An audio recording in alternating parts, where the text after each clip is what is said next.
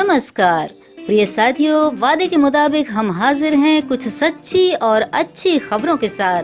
स्वागत है आप सभी का हमारे चैनल न्यूज़ बुलेटिन 8 AM पर। तो जल्दी से सब्सक्राइब कीजिए और हो जाइए तैयार आज की ताज़ा तरीन खबरें जानने के लिए।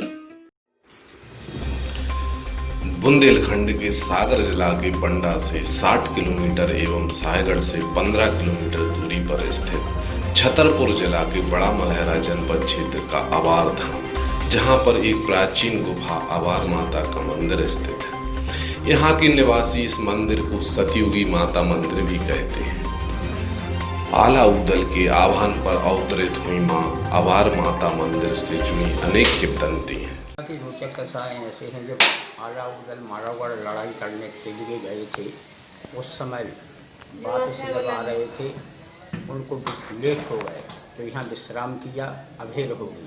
पहले इनका आभार माता नाम था। यहाँ भगवती दुर्गा का ध्यान किया, माता राजराजेश्वरी स्वयं को प्रकट हो गई। उसी दिन से यहाँ स्थापना हो गई। उसी दिन से आभार माता के नाम से अभेर हो गई थी, इसलिए आभार माता कहते हैं। बताते हैं कि बुंदेलखंड की भीहड़ में विख्यात रह चुके डाकू देवी सिंह और हरि सिंह पर मां आवार की असीम कृपा रही है। धर्मपरायण और गरीबों की मदद करने वाले इन डाकुओं को मां आवार विशेष वरदान देती थी। इनके योद्धा होने के बावजूद भी इन डाकुओं में धर्म नहीं छोड़ा। समय में पहले डाकू लोग यहाँ रुकते थे, विश्राम करते थे, माई से प्रार्थना करते थे। यहाँ जो भक्त दर्शनार्थी आते थे, उनके लिए कभी कोई किसी प्रकार का कष्ट नहीं देते थे, उनकी सहायता करते थे। प्राचीन समय में जो डकैत लोग आते थे, उनकी कामना पूर्ण होती थी। माई की यहाँ ऊपर दर्शन करने आते थे। और यही कारण रहे कि मां आवार की विशेष कृपा पात्र रहे डाकू देवी से और हरि सिंह का बुंदेलखंड में शौर्य और पराक्रम की गाथा आज भी बुजुर्ग सुनाते हैं। बताया जाता है कि मंदिर के पीछे पत्थर की विशाल शिला का आकार बढ़ता ही जा रहा है। मां आवार मंदिर में भक्तों द्वारा लगाए गए उल्टे हाथे पूर्व में सीधे दिखाई देने लगते थे। यहाँ बैसाख पूर्णिमा को माई का वार्षिक उत्सव होता है। मध्य प्रदेश देश विदेश से आदमी आते हैं। पीछे जो चीरा है वहाँ पर हाथे लगते हैं। जिन माता बहनों की यहाँ संतान नहीं होती है, उन्हें संतान की प्राप्ति होती है। जिस भी कामना से आप हाथे लगाओ, आज भी उल्टे हाथे लगते हैं, ऊपर सीधे दिखते हैं। यहाँ पर भक्त अपनी मन्नत लेकर आते हैं और मन्नत पूरी होने पर हाथे लगाए जाते हैं।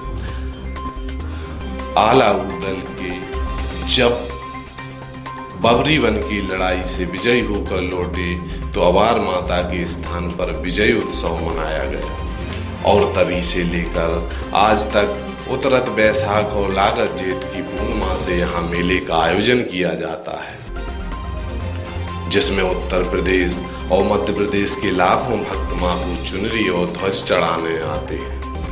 बताया जाता है कि डाकू देवी सिंह भी हर वर्ष आवार माता को चुनरी और कलश चढ़ाने आता था। एक बार पुलिस ने घेराबंदी कर डाकू देवी सिंह को पकड़ने का प्रयास किया था, लेकिन माता आवार की कृपा से आंधी तूफान आया और पुलिस कुछ समझ पाती उसके पहले ही डाकू देवी सिंह माता को चुनरी और कलश भेंट कर चला गया। मालथुन तहसील क्षेत्र के विख्यात रह चुके डाकू हरि सिंह पर भी माता आवार की असीम कृपा रही। कहते हैं कि जब भी डाकू हरि सिंह कोई बड़ा कार्य करते, उसके पहले माता आवार को चुनरी भेंट करने जरूर जाते। पहले के काल में जो डाकू रहे उनमें देवी सिंह का यहाँ पर ज़्यादा योगदान रहा है, क्योंकि जैसे कि यहाँ पर कलश चढ़ाया था उन्होंने, और कलश चढ़ाते हुए दिन दहाड़े कलश चढ़ाया था। 12 बजे दिन में सोने का कलश चढ़ाया था माता रानी के यहाँ। ये पुरानी बात है। तो यहाँ पर उनका ज़्यादा डाकुओं का ज़्यादा यहाँ पर आना जाना रहा। कौन से डाकू आए यहाँ? बहुत से डाकू आए, जैसे देवी सिंह हो गए, हरि सिंह हो गए, दुर्गैया हो गए, पूजा बब्बा हो गए। ये सभी डाकू यहाँ पर आते थे और माता रानी के लिए नमन करते थे, माता रानी से आशीर्वाद लेते।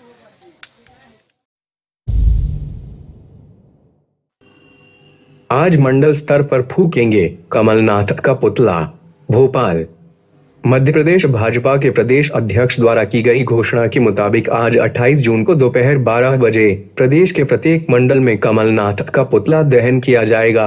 प्रदेश अध्यक्ष BD शर्मा ने मीडिया से कहा कि केंद्र में मंत्री रहते हुए कमलनाथ ने राजीव गांधी फाउंडेशन को चीनी मदद दिलाई। मूल सवालों का जवाब दें मोदी। बाराबंकी। कांग्रेस प्रवक्ता और राज्यसभा सांसद डॉक्टर PL पुनिया ने कहा कि प्रधानमंत्री नरेंद्र मोदी देश हित के मूल सवालों का जवाब दें कि आखिर कैसे हमारे सैनिकों की शहादत हुई, क्यों उन्हें न्यथा भेजा गया, चीन की सेना हमारी जमीन पर कितना अंदर तक आ चुकी है। इन सवालों को कांग्रेस पूछ रही है तो वे जवाब देने के बजाय इतिहास की बात करते हैं। इतिहास में तो अटल बिहारी वाजपेयी और वीर सावरकर अंग्रेजों से माफी मांग कराते थे।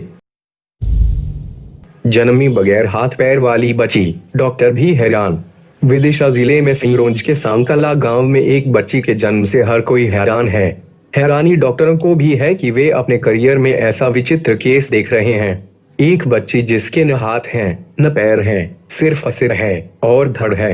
सिंगरौंज के राजीव गांधी स्मृति चिकित्सालय के शिशु रोग विशेषज्ञ डॉक्टर सुरेश अग्रवाल कहते हैं कि यह विकृति जन्मजात हो सकती है। लाखों मामलों में एक केस ऐसा होता है। इससे पहले दुनिया में ऐसे 2 केस आ चुके हैं। सागर के कद्दावर कांग्रेस नेता के बेटे को नहीं मिली जमानत, कोर्ट ने किया आवेदन खारिज। सागर। कांग्रेस के कद्दावर नेता बुंदेल सिंह बुंदेला के बेटे दुष्यंत सिंह का जमानत आवेदन प्रथम अपर सत्र न्यायाधीश श्रीराम विलास गुप्ता के न्यायालय से खारिज कर दिया गया है। बुंदेल सिंह बुंदेला का पुत्र दुष्यंत सिंह IPC की धारा 304B का आरोपी है। मामला इस प्रकार है कि 29 नवंबर 2017 को दुष्यंत सिंह का विवाह ढाना नरियावली निवासी अशोक सिंह ठाकुर की पुत्री सृष्टि उर्फ आकांक्षा के साथ संपन्न हुआ था। विवाह के मात्र 9 महीने बाद 24 अगस्त 2018 को सृष्टि उर्फ आकांक्षा ने फांसी लगाकर आत्महत्या कर ली, जिस पर उसके मायके पक्ष की ओर से शिकायत की गई कि सृष्टि उर्फ आकांक्षा ससुराल में मानसिक प्रताड़ना का शिकार थी। पति द्वारा दूसरी शादी करने की धमकी दी जाती थी। विवाह के 7 साल के भीतर हुई इस संदिग्ध मौत के मामले में पुलिस ने दुष्यंत सिंह के खिलाफ IPC की धारा 304B के तहत अपराध पंजीबद्ध किया। यह वर्ष 2018 के विधानसभा चुनाव की बेला थी। दिसंबर 2018 में मध्य प्रदेश में कांग्रेस की कमलनाथ सरकार सत्तासीन हो गई। जब तक प्रदेश में कांग्रेस की सरकार रही, कांग्रेस के कद्दावर नेता बुंदेल सिंह बुंदेला के पुत्र दुष्यंत सिंह को पुलिस गिरफ्तार नहीं कर पाई। 3 माह पूर्व कांग्रेस की सरकार आउट होते ही दुष्यंत सिंह पुलिस की गिरफ्त में आ गया। कल शनिवार को सागर जिला कोर्ट में प्रथम अपर सत्र न्यायाधीश श्रीराम विलास गुप्ता की अदालत में आरोपी दुष्यंत सिंह का जमानत आवेदन खारिज कर दिया गया है। बुंदेलखंड मेडिकल कॉलेज के डीन और डॉक्टर्स पर कार्रवाई के खिलाफ लामबंदी। सागर संभाग कमिश्नर की कार्यवाही के विरोध में BMC के डॉक्टरों ने किया प्रदर्शन। 29 जून से हड़ताल पर जाने की चेतावनी। सागर। जांच रिपोर्ट भेजने में देरी और अन्य वजहों से BMC dean doctor RS Verma, virology lab in charge doctor Sumit Rawat और 4 अन्य डॉक्टरों को कमिश्नर ने सो कॉज नोटिस जारी किया है। इन 4 डॉक्टरों को गैर हाजिर पाने और खाने पीने के कार्यों में लापरवाही के चलते उनके वेतन आहरण पर रोक लगा दी गई। कमिश्नर द्वारा की गई कार्यवाही को असंगत ठहराते हुए डॉक्टरों ने आज 28 जून को काली पट्टी बांधकर काम करने और कल 29 जून से काम बंद हड़ताल की चेतावनी दी है। डॉक्टरों ने मेडिकल कॉलेज के CEO को दिए ज्ञापन में बताया है कि उनसे कितने तरह की बेगार कराई जा रही है। डॉक्टरों ने बहुत ही गौर करने की बात कही है, जो प्रशासन के आला अफसरों की ठसक पर उंगली उठाती है। बात सही भी है, क्योंकि प्रशासनिक कार्य और चिकित्सकीय कार्य में समानता नहीं है, इसलिए किसी को थोपा नहीं जा सकता, खासकर ऐसे अफसरों को जो व्यावहारिक कठिनाइयों को नजरअंदाज कर सिर्फ चाबुक चलाने के आदी हों। आला अफसरों को सोचना चाहिए कि पिछले 3 माह से चिकित्सकीय अमला अपनी जान जोखिम में डालकर कोरोना से जंग लड़ रहा है और आला अफसरों की तरह वह भी इंसान है, उसका भी परिवार है। बहरहाल डॉक्टरों ने मार्के की बात कही है कि चिकित्सकों के कार्यों का आंकलन एवं अवलोकन करने हेतु कनिष्ठ पदों पर पदस्थ व्यक्तियों, गैर चिकित्सकीय व्यक्ति द्वारा अपने उच्च पदों पर पदस्थ चिकित्सकों के कार्यों का अवलोकन करने से चिकित्सक हतोत्साहित और अपमानित होते हैं। ऐसा करना अनुचित और नियम विरुद्ध है। जीतू पटवारी के रिश्तेदार पुलिस गिरफ्त में। इंदौर के तेजाजी नगर क्षेत्र में अवैध उत्खनन रोकने गई पुलिस और प्रशासन की टीम पर पथराव करने वाले आरोपी कुणाल पटवारी और चेतन पटवारी को तेजाजी नगर पुलिस ने इंदौर जिला कोर्ट के बाहर से गिरफ्तार किया है। जानकारी के मुताबिक पुलिस को सूचना मिली थी कि दोनों ही आरोपी जिला कोर्ट पहुंच रहे हैं और उससे पहले ही पुलिस ने उन्हें कोर्ट के बाहर से गिरफ्तार कर लिया। एक हफ्ते पहले तेजाजी नगर क्षेत्र में अवैध उत्खनन रोकने के लिए पहुंची पुलिस जब सभी जेसीबी ट्रक जब्ती कर वापस लौट रहे थी, तब वहां के लोगों के साथ मिलकर कुणाल पटवारी और चेतन पटवारी ने पुलिस और प्रशासन की टीम पर पथराव कर दिया था, जिसमें तेजाजी नगर थाने का वाहन भी क्षतिग्रस्त हुआ था। उसके बाद ही कार्रवाई हुई, जिसमें अधिकारी और क्षेत्रीय थाना प्रभारी का भी ट्रांसफर हो चुका है। वहीं कुछ दिनों से पुलिस आरोपियों की तलाश कर रही थी।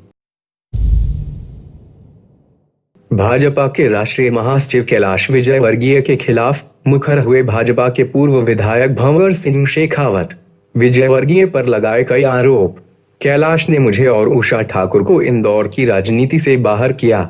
बदनावर में राजेश अग्रवाल को फिर से भाजपा में शामिल किए जाने पर भाजपा के पूर्व विधायक भंवर सिंह शेखावत खासे नाराज हो गए हैं। उन्होंने कैलाश विजयवर्गीय पर कई गंभीर आरोप लगाए हैं, जिससे पार्टी में हड़कंप है और नेताओं के माथे पर चिंता की लकीरें खिंच गई हैं। शेखावत का कहना है कि कैबिनेट मंत्री पद का लालच देकर राजेश अग्रवाल को पार्टी में लाए हैं। शेखावत ने कहा कि 2018 में विजयवर्गीय के कारण ही प्रदेश में बीजेपी की सरकार नहीं बनी। उपचुनाव में भी वे बीजेपी को हराने के लिए काम कर रहे हैं। कैलाश ने अपने बेटे को राजनीति में स्थापित करने के लिए कई बड़े नेताओं को हरवाया। उन्होंने मेरे खिलाफ न सिर्फ राजेश अग्रवाल को चुनाव लड़ाया, बल्कि पैसा भी दिया। अब उसी राजेश अग्रवाल की वापसी करवा दी। गोली मारकर हत्या, मंडला।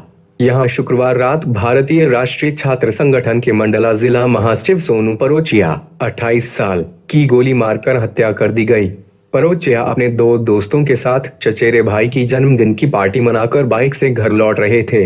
आरोपी जबलपुर का रहने वाला बताया जा रहा है। पुलिस के मुताबिक शुक्रवार शनिवार की रात सोनू परोचिया अपने चचेरे भाई की जन्मदिन की पार्टी में शामिल होने महाराजपुर के पास एक ढाबा में गए थे।